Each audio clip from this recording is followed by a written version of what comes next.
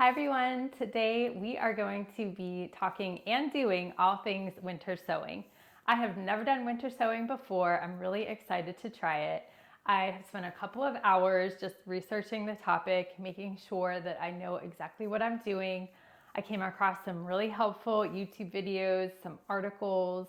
My local extension of Master Gardeners put out a really helpful article that's very visual, lots of really helpful graphics. I will link that down below if you are in Zone 7B, if you're in Maryland like I am. If not, definitely check out your local extension because they may have put out something helpful for you as well. So winter sowing was developed by a lady named Trudy Davidoff.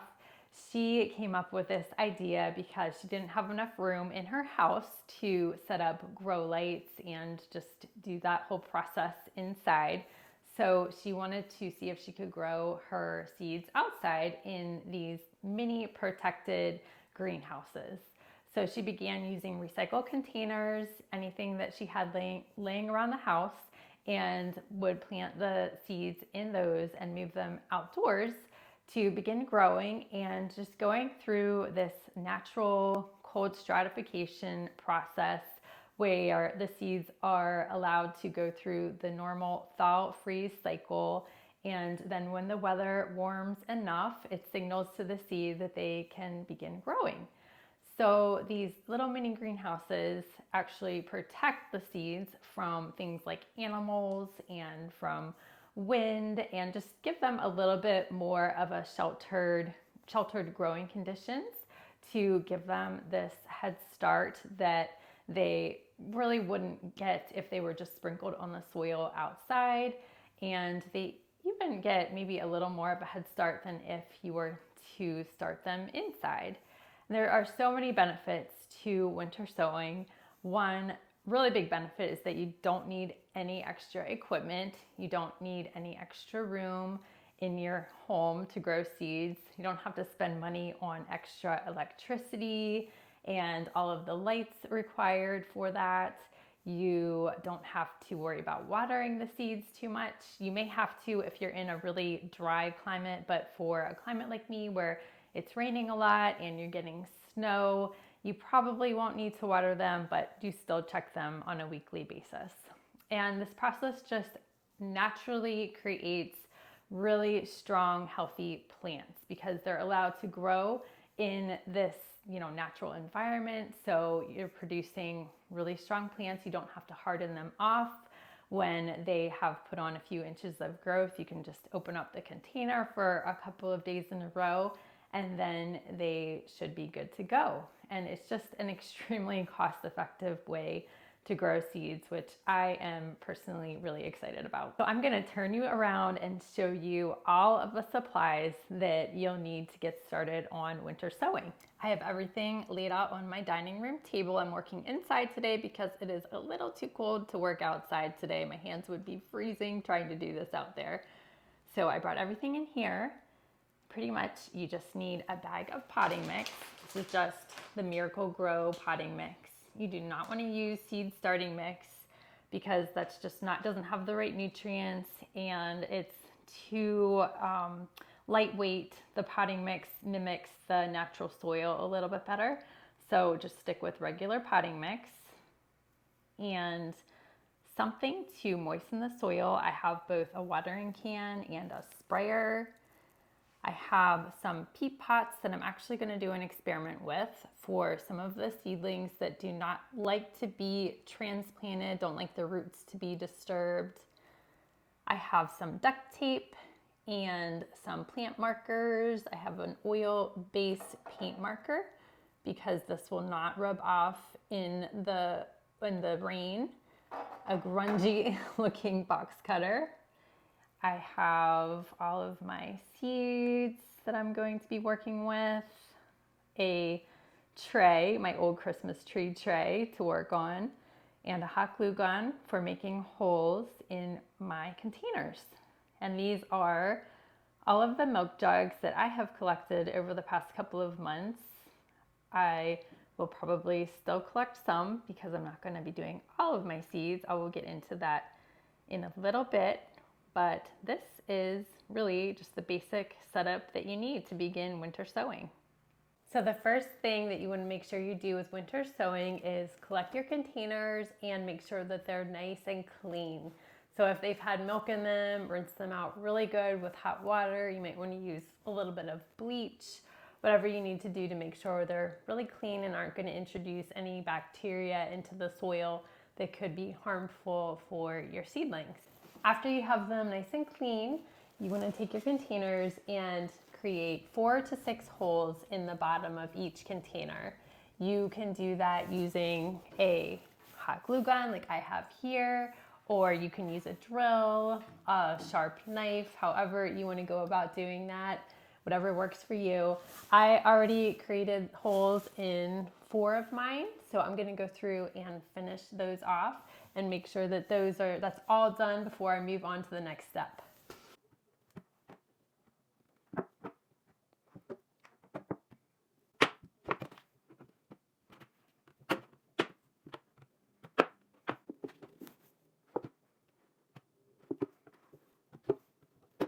Our next step is going to be to cut our container in half, and we're going to want to leave at least a 4-inch space at the bottom for the soil, and we also want to leave the handle intact. So we want to leave a hinge at the handle to be able to open the container up a little bit easier.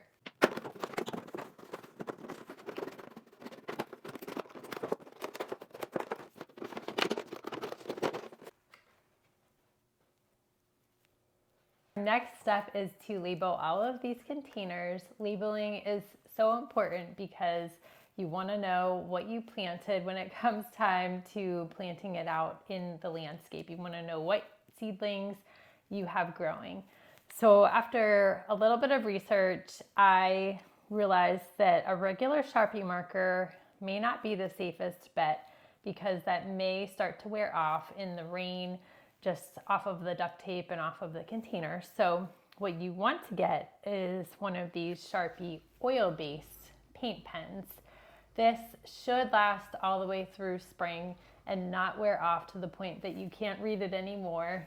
And also labeling multiple times is very important. So I'm going to put a piece of duct tape on the side. That's what we're going to use to tape the container shut. I will write on that. I will write on the milk jug itself. And then I'm also going to put in a plant marker. I have these plastic plant markers that I bought last year. And I'm going to stick one of these in each container just to be sure that I have all my bases covered. So let's get into labeling all of these jugs next. I'm going to do them all at once and then move on to the next step. So the first variety that I'm going to be growing is the Magic Fountains Mid Blue Delphinium. So I'm just going to label it Delphinium. I will know what variety that is. Next are Hollyhocks, Butterfly Weed, Foxglove, Nasturtium. I have 2 different kinds of sweet peas. I have the Mammoth Choice Mix,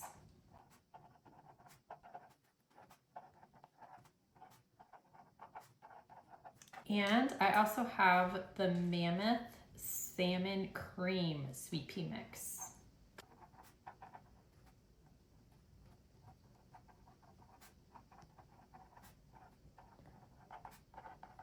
Some Alyssum,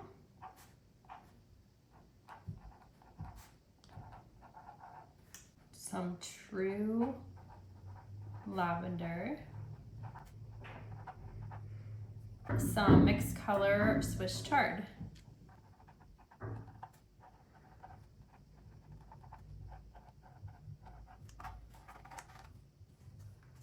I got all the tags done, so now I'm going to go through and label all of the jugs.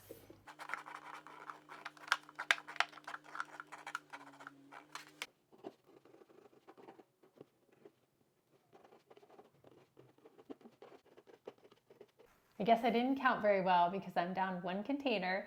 So I am just gonna wait until next week to plan out my Swiss Chard.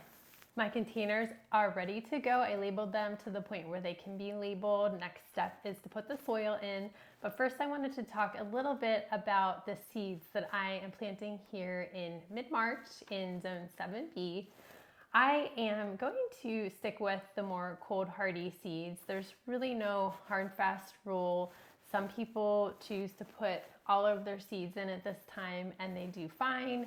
Sometimes they will put like a blanket over the jugs or the containers if there is a freeze that they weren't expecting. But the reason why you may want to stick to the colder, like more cold hardy plants right now is just in case you would get some sprouting early, in case you would have a warm spell and that new growth would start to appear. If you have a freeze, then that new growth could get damaged.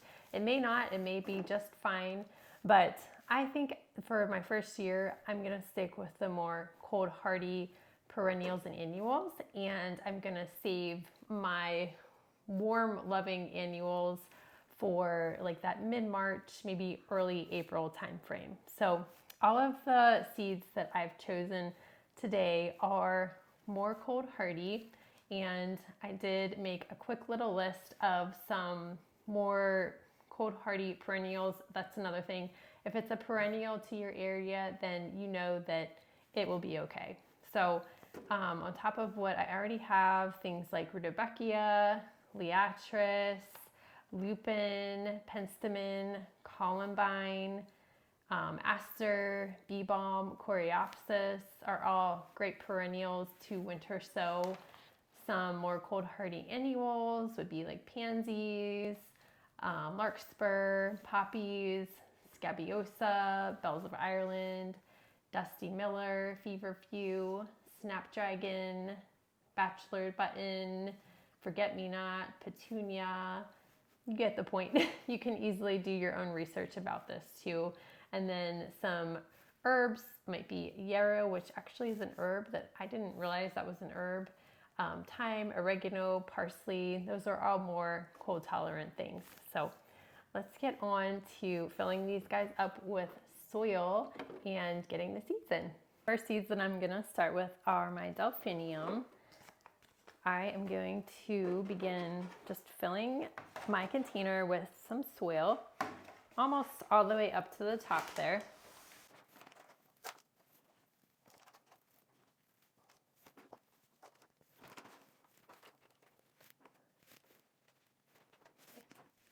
I'm gonna kind of push it down just to make sure that it's nice and compact, lots of soil for the seeds to grow. And then you want your soil to be moist. So I'm going to just use my watering can, pour in some water, and just kind of work it through until it's nice and moist. This will be a messy job.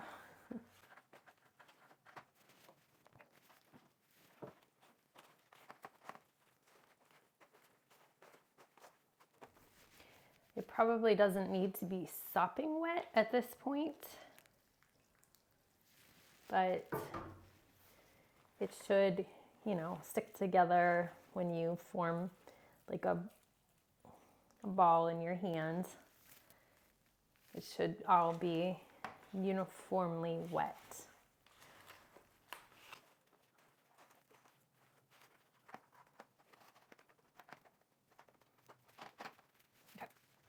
I'm gonna open up my seed packet,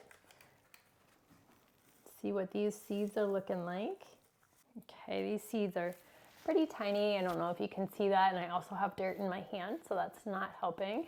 And the back of the packet didn't specify too much as far as like seed spacing. So I'm just going to kind of distribute these seeds evenly throughout this container. Just kind of sprinkling them on top. And sometimes there will be a specification as far as like the depth of the seed that you're supposed to plant it at, if there's any light requirements. This isn't super specific, so I'm just going to kind of lightly push the seeds in. And I actually think that I may save about half of them, and I'm just going to lightly sprinkle some dirt on top of these seeds, just very lightly, just to cover them a tiny bit. And then I have my sprayer, my water sprayer here. So I'm going to, first I have to pump it. Just spray the top of the container with some water, just to water in the seeds.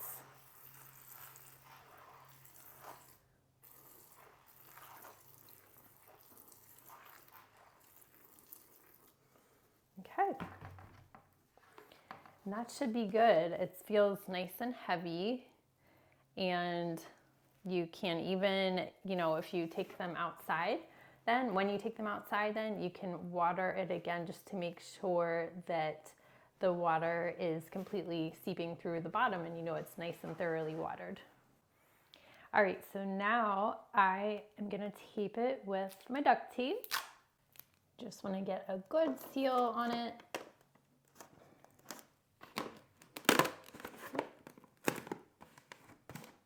Should have made my piece a little bit longer.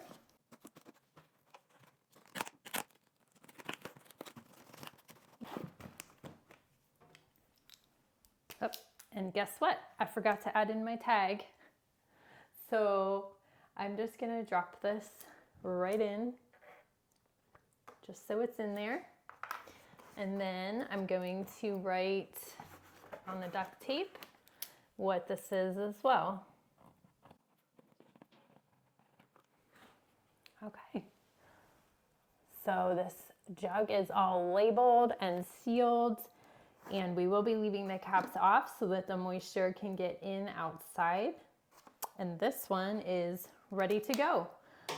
So let's go through and do all of the others.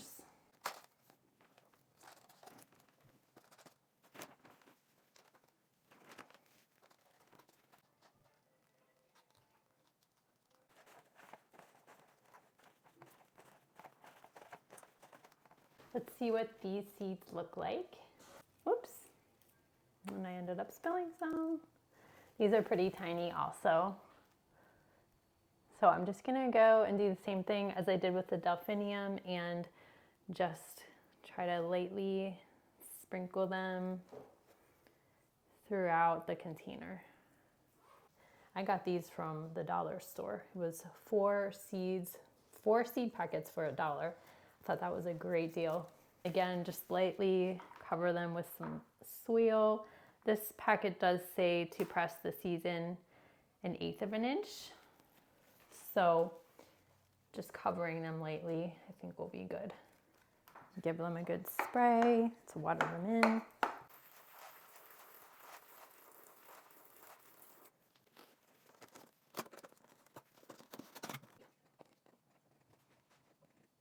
See if I can remember to put in the plant label on the next one because I forgot again. So just throw that in there and let's keep going.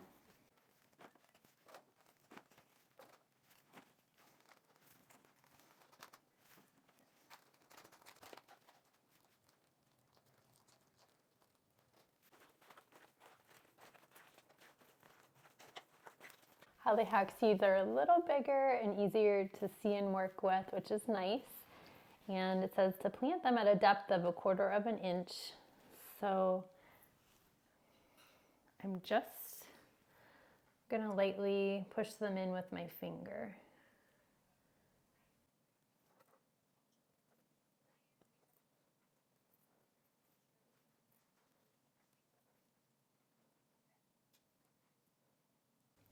And then I'm just gonna go over and lightly cover the seeds with some of that soil. Put in my tag.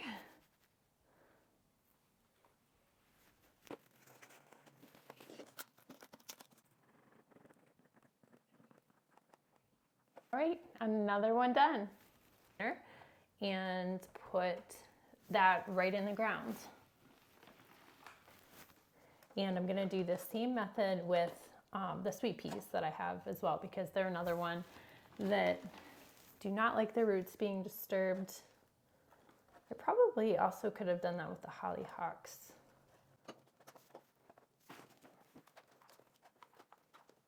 So I'm just really pushing the dirt in all around these pea pots.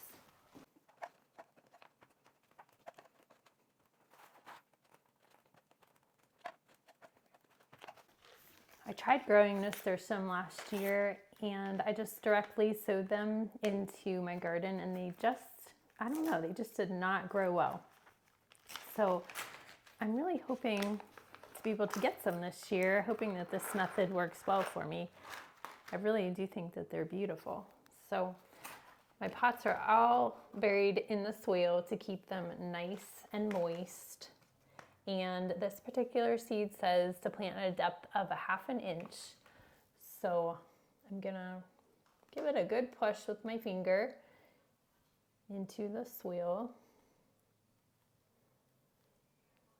One seed, I didn't show you the seed. One seed per peat pot.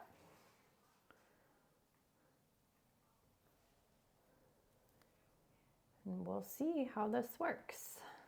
And then just cover them back up.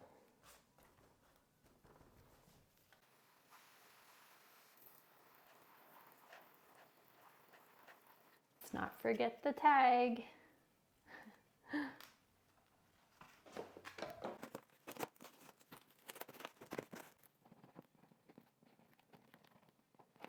Nasturtiums are ready to go. I'm gonna do the same thing with my sweet peas. This is the Mammoth Cream sweet pea. I think that color is so pretty, so I'm gonna go ahead and, like I said, do the same technique that I just used with my Nasturtium.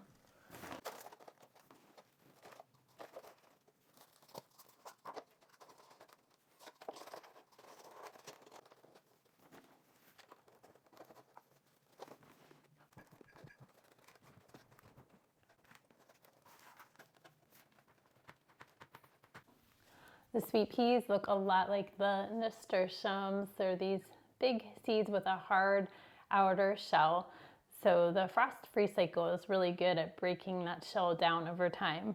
So I'm just gonna, again, plant, this says to go 1/2 inch deep. So I'm just gonna push in with my finger. I'm really hoping to get sweet peas this year. I've tried, again, same thing as nasturtiums. I tried the past couple years and they just have not taken off for me. So maybe this will allow them to get established a little bit better. So we shall see.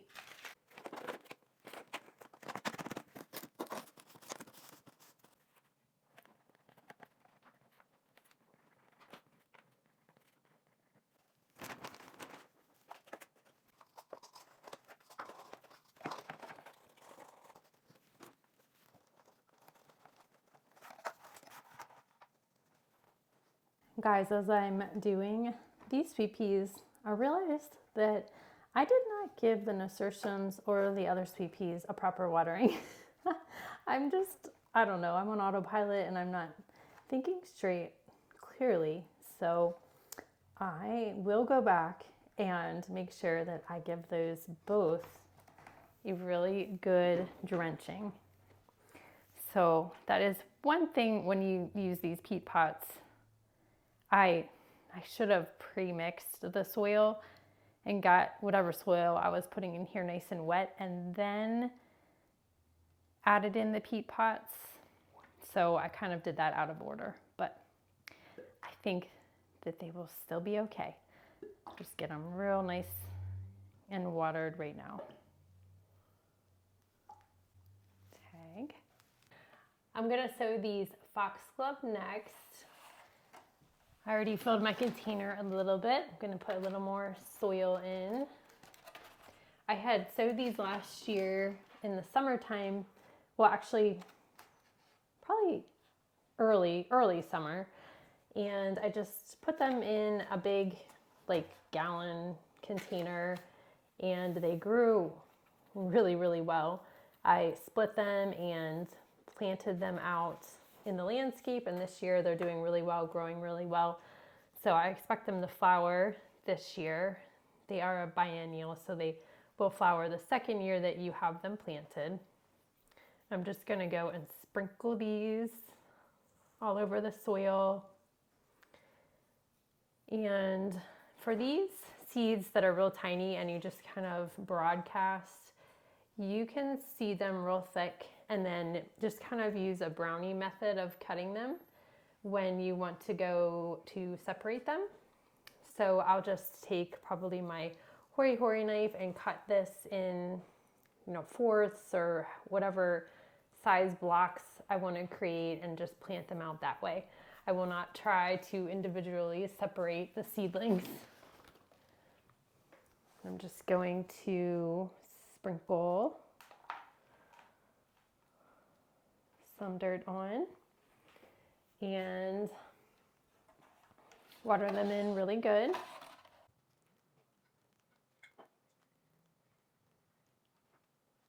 Tag that I keep forgetting.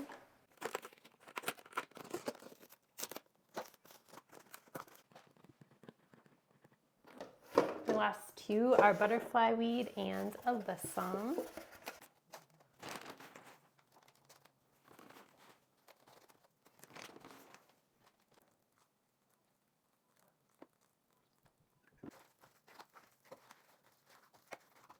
All right, so let's get this in the pot, in the container. And this one says a seed depth of 1/8 of an inch. So I think I'm just gonna scatter the seeds and cover them real lightly. And these are real tiny seeds, just like the foxglove. To broadcast these.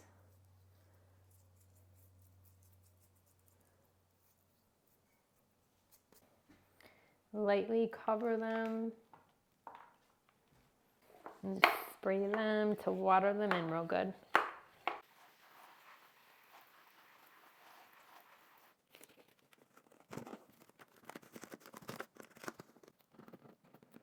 Last one is the butterfly weed.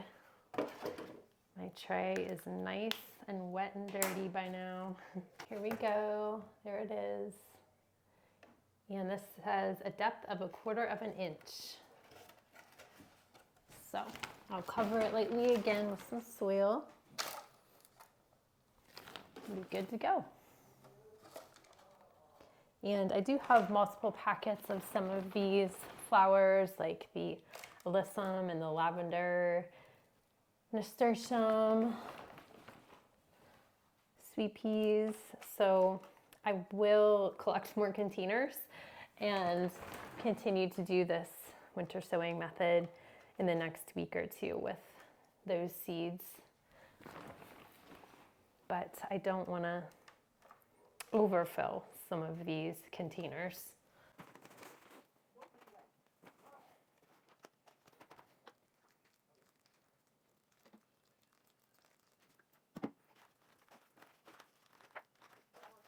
Right, there is the butterfly weed, if you can see. My hands are so dirty, just they kind of blend in, but there weren't a ton of seeds in the packet, so I'm just gonna go and put them all in this container. Butterfly weed is really great for attracting pollinators to the garden. I'm really hoping to add just more and more plants that attract the pollinators, especially monarch butterflies. I would love to see a monarch butterfly sometime in my yard. I have not seen one yet,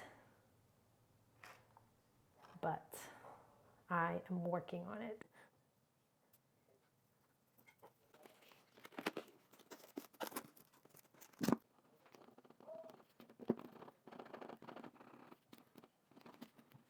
And the tag. I don't know what it is with me today, but I'm forgetting all sorts of stuff. And that's all the containers that I have to do today. So I am going to get these outside on my patio so that they can begin getting all that moisture and start to work on germinating. All right, let's go find a spot for these out on the deck.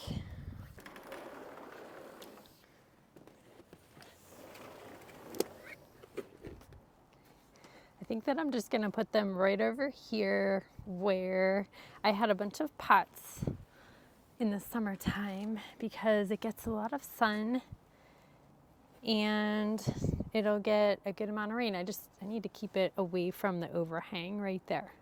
So I'm gonna work on lining them up.